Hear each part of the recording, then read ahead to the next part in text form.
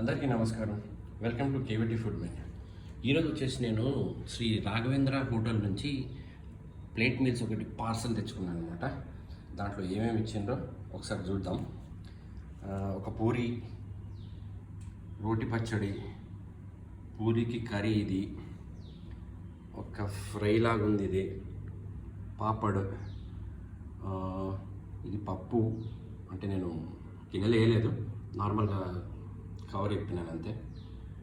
ఇంకోటి వచ్చేసి ఇది సాంబారు, ఇది ఒకటి రసం ప్యాకెట్ ఉంది, పెరుగు,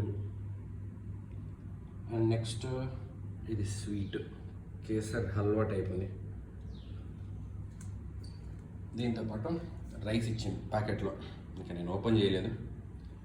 ఇవి ఇచ్చింది అనమాట.